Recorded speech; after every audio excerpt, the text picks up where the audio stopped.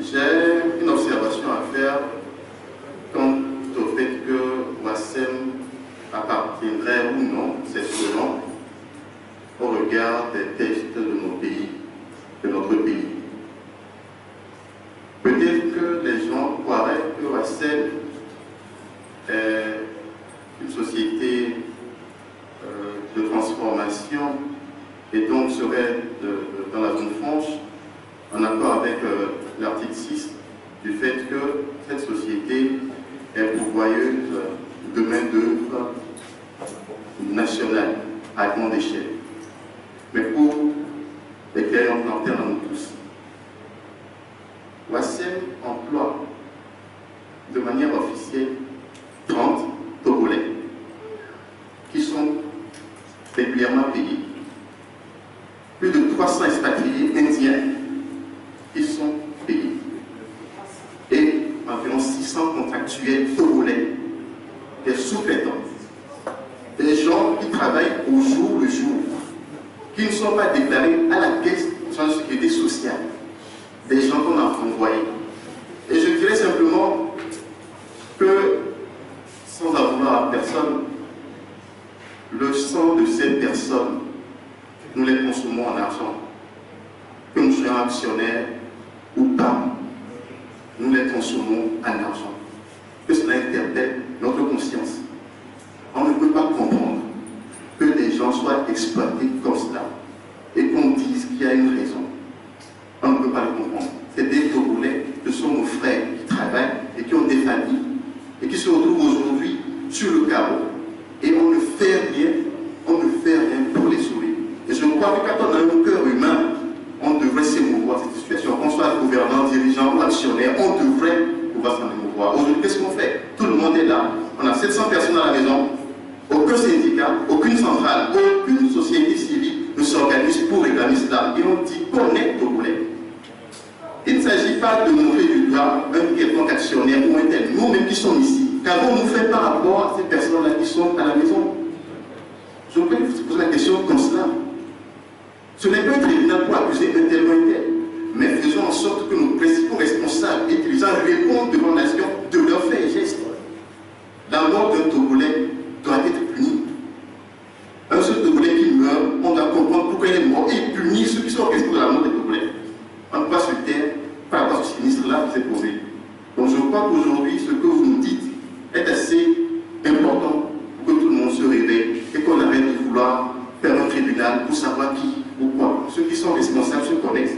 Et je pense qu'un moment viendra où ils pourront payer fondamentalement les effets de problème. Que faisons-nous devant ces fuites de capitaux, devant ces évasions fiscales, devant ces drames qui se jouent dans notre pays, je veux dire? Que faisons-nous?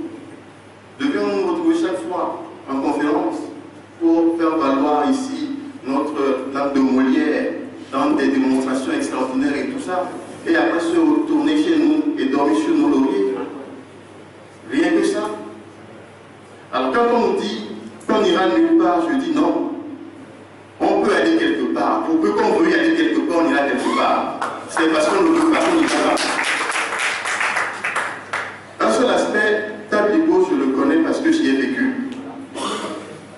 J'étais là quand Ouassem est arrivé et j'ai vu ce qui était Tablibo avant et ce qu'il est aujourd'hui. Leur hôpital n'a même pas de bloc opératoire.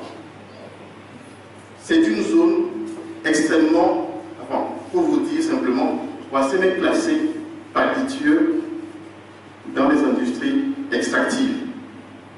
Donc il n'y a pas de débat à avoir là-dessus.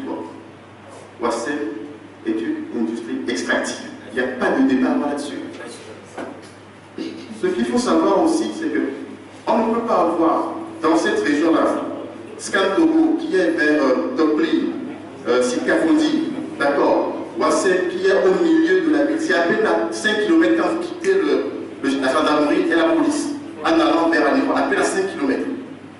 Et au même moment, vous avez Fortia Cement, qui est juste à côté, qui, une fois qu'on transforme, met ça en paquet de ciment et qu'on vend, et vous avez maintenant une autre usine qui fabrique des sacs à fond.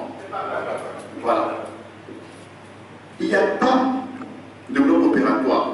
S'il y a un accident là-bas, on transfère les malades soit à Afagnon, soit à Thiviers. Ça ne va pas. Il y a un truc qui ne va pas. Il n'y a pas de service de pneumologie. C'est une zone extractive. On n'a pas de pneumologue pour les maladies pulmonaires, parce que c'est à ciel ouvert. Donc du coup, les gens respirent n'importe quoi. Il n'y a pas de service d'imagerie médicale pour faire ne serait-ce qu'une radio des poumons.